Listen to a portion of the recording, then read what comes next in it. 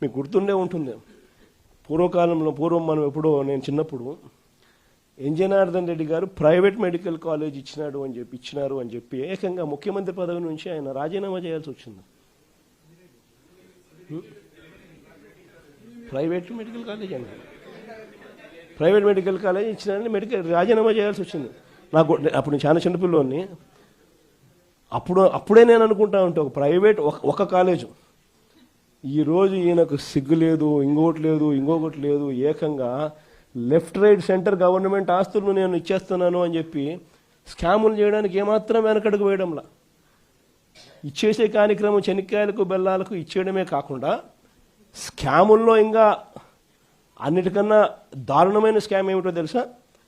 నువ్వు ప్రైవేట్ వాళ్ళకి కాలేజీలు ఇచ్చేసిన తర్వాత ఆ ప్రైవేట్ కాలేజీలు వాళ్ళు ప్రైవేట్ కాలేజీలు ఇది నడిపేటప్పుడు వాళ్ళ జీతాలు నువ్వు ఇస్తావంట.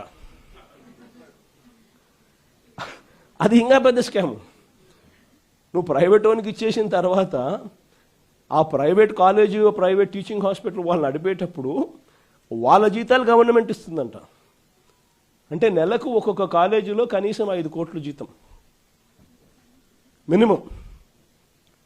అంటే నెలకు సంవత్సరానికి ఒక్కొక్క కాలేజీకి 60 కోట్లు, 2 ఏళ్ల పాటు కనీసం అంటే 120 కోట్లు ఒక్కొక్క కాలేజీకి ఎదురు వస్తుందన్నట. చెనిక్కాయలకు బెల్లాలకు ఈయన మనిషికి కాలేజీలు కట్టబెట్టడమే కాకుండా మళ్ళా ఎదురు 120 కోట్ల రూపాయలు ఎదురిస్తున్నాడు. ఇది ఇంతకన్నా ఇంకా స్కామ్, ఇంతకన్నా దారుణమైన పరిస్థితి ఎక్కడైనా ఉంటుందని అడుగుతా ఉన్నా. ఇవన్నీ రేపొద్దున మనం ఇన్ని ప్రయత్నాలు చేసిన తర్వాత కూడా ఎక్కడన్నా కూడా చంద్రబాబు నాయుడు వినకుండా దీనికి ముందుకు తీసుకొని పోతే మాత్రం ఆ తర్వాత కాలేజీలు తీసుకున్నోడిని మాత్రం మనం అధికారం లేకొచ్చిన వెంటనే 2 నెలలు జరగక మునిపే అందరు జైళ్ళల్లో ఉంటారు. ఆ కాలేజీలు తీసుకున్న వాళ్ళు మాత్రం. స్కాములు అనేది మదర్ ఆఫ్ ఆల్ స్కామ్స్ కింద ఇది నిరూపితం అవుతుంది. అంతటి దారుణంగా ప్రజలకు నష్టం జరుగుతుందని కనిపిస్తూ ఉన్నా కూడా ప్రజలు దీనివల్ల ఉచితంగా వైద్యం పొందే అవకాశం పోతుందని తెలిసినా కూడా మన పిల్లలకు తక్కువ ధరలకే, ప్రైవేట్ కన్నా చాలా తక్కువ ధరకే మన పిల్లలకు మెడికల్ కాలేజీలలో సీట్లు వచ్చి చదువులు అందుబాటులో ఉంటాయని తెలిసినా కూడా ఏమాత్రం ఖాతరు చేయకుండా చంద్రబాబు చేస్తూ ఉన్న ఈ తీరుకు చంద్రబాబు నాయుడుకు గట్టి గుణపాఠం మాత్రం ఖచ్చితంగా తగులుతుంది.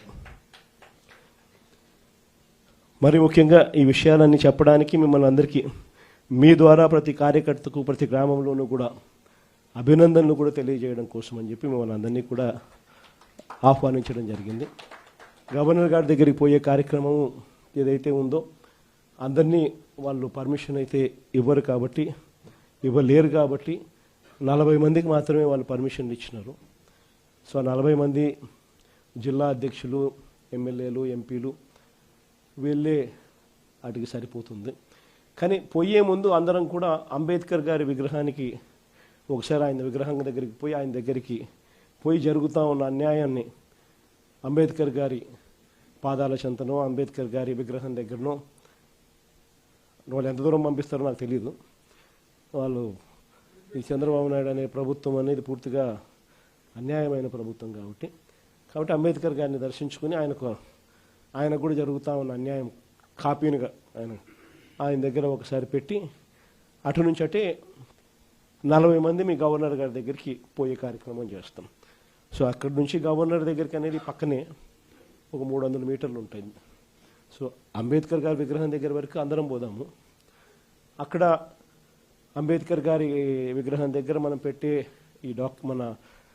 ఈ విన్నపాన్ని పెట్టే కార్యక్రమం ఏదైతే ఉందో అది కూడా అందరం కలిసి చేద్దాము. దాని తర్వాత ఒక 40 మంది ఎవరికైతే పర్మిషన్ అయితే ఉందో వాళ్ళు నేను మాత్రం అక్కడి నుంచి గవర్నర్ గారి దగ్గరికి పోయే కార్యక్రమం చేస్తాం. సో అటుకి ఆ కార్యక్రమం ఈ ఘట్టం ఇంతవరకు పూర్తవుతుంది. దీని తర్వాత కోర్టులో చేసే యుద్ధం స్టార్ట్ అవుతుంది. ఈ లోపల చంద్రబాబు నాయుడు ఇంకా మనసు మార్చుకోకుండా ఇంకా అడుగులు ముందుకు వేసే కార్యక్రమం చేస్తూ ఉంటే నియోజకవర్గ స్థాయిలోను జిల్లా స్థాయిలోను ప్రొటెస్ట్ కార్యక్రమాల్లో భాగంగా మళ్ళీ మనం ప్రజల మధ్యన నిల్చొని ఉద్యమాలు చేసే కార్యక్రమాలు